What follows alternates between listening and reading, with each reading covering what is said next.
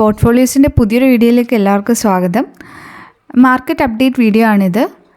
Last week Nifty open ചെയ്തത് 24,782 തുടർന്ന് 24,956 high രേഖപ്പെടുത്തിയത്. ലോ എന്ന് പറയുന്നത് 24,535 ആയിരുന്നു ഈ വീക്കിലെ.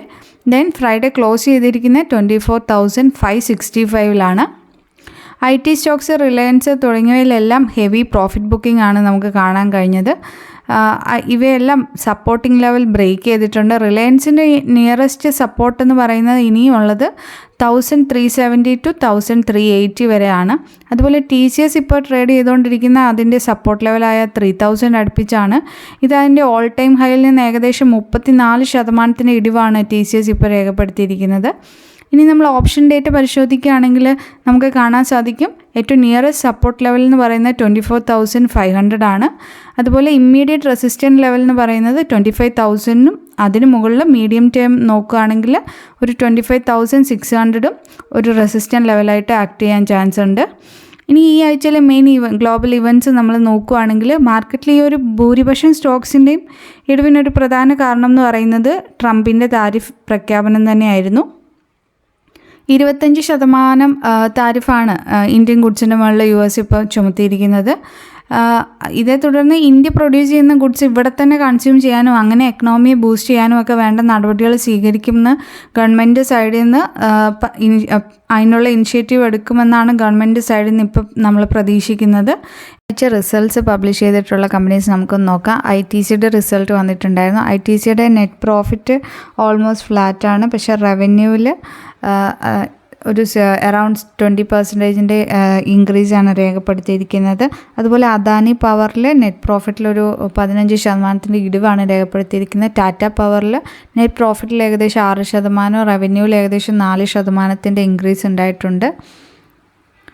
ഇനി മാർക്കറ്റ് ക്ലോസ് ചെയ്തതിന് ശേഷം ഇന്നലെ റിസൾട്ട്സ് പ്രഖ്യാപിച്ച കുറച്ച് കമ്പനീസ് ഉണ്ട്. അതിലൊന്ന് ഫെഡറൽ ബാങ്കാണ്. ഫെഡറൽ ബാങ്കിൻ്റെ നെറ്റ് പ്രോഫിറ്റിൽ ഏകദേശം 15% ഇടിവ് വന്നിട്ടുണ്ട്. എന്നാലും അവരുടെ നെറ്റ് ഇൻട്രസ്റ്റ് ഇൻകത്തിൽ 2% വർധനമാണ്. അതുപോലെ റവന്യൂവിൽ 6% വർധനവ് രേഖപ്പെടുത്തിയിട്ടുണ്ട്. പിന്നെ ഫിനോലെക്സ് ഇൻഡസ്ട്രീസ് അവരുടെ നെറ്റ് പ്രോഫിറ്റിൽ ഏകദേശം 80% അടുപ്പിച്ച് ഇടിവാണ് രേഖപ്പെടുത്തിയിരിക്കുന്നത്. റവന്യൂവിലും 8% ഇടിവ് രേഖപ്പെടുത്തിയിട്ടുണ്ട്. അജാക്സ് എഞ്ചിനീയറിങ്ങും നെറ്റ് പ്രോഫിറ്റ് ലോസിലാണ് ഇന്നലെ റിസൾട്ട്സ് പബ്ലിഷ് ചെയ്തപ്പോൾ വന്നിരിക്കുന്നത്. ഇനി നെക്സ്റ്റ് വീക്ക് റിസൾട്ട്സ് പബ്ലിഷ് ചെയ്യുന്ന പ്രധാനപ്പെട്ട കമ്പനീസ് ഏതൊക്കെയാണെന്ന് നമുക്കൊന്ന് നോക്കാം.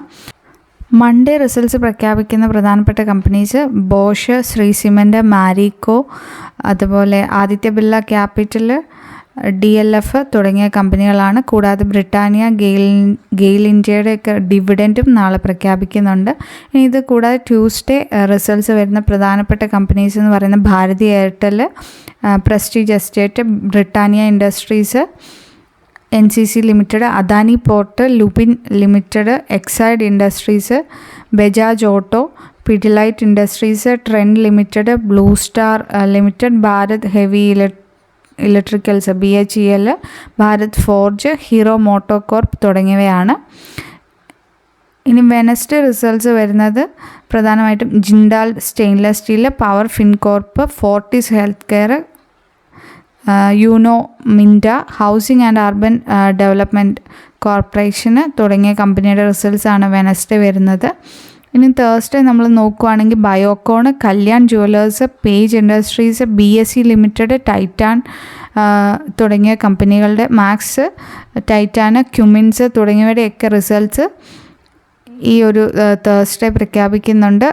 Godrej Consumer Products, Solar Industries India ഇതിൻ്റെയൊക്കെ റിസൾട്ട്സ് ഈ തേഴ്സ്ഡേ പബ്ലിഷ് ചെയ്യുമെന്നാണ് പറഞ്ഞിരിക്കുന്നത്. അതുപോലെ ഫ്രൈഡേ റിസൾട്ട്സ് വരുന്ന പ്രധാനപ്പെട്ട ഒരു കമ്പനിയാണ് State Bank of India, Info Edge, Tata Motors, Nestle India, Manappuram Finance, PG Electroplast, Voltas തുടങ്ങിയ കമ്പനികളുടെ റിസൾട്ട്സ് ഫ്രൈഡേ വരുന്നുണ്ട്. ഇതുപോലെയുള്ള കൂടുതൽ മാർക്കറ്റ് അപ്ഡേറ്റ്സിനും വിവരങ്ങൾക്കുമായിട്ട് നിങ്ങൾക്ക് ഞങ്ങളുടെ ഫ്രീ ടെലിഗ്രാം ഗ്രൂപ്പിൽ ജോയിൻ ചെയ്യാവുന്നതാണ്. ഞാനൊരു സെബി രജിസ്റ്റർഡ് റിസർച്ച് അനലിസ്റ്റ് ആണ്. ടെലിഗ്രാം ഗ്രൂപ്പിൻ്റെ ലിങ്ക് ഞാൻ ഡിസ്ക്രിപ്ഷനിൽ കൊടുത്തിരിക്കാം. താങ്ക്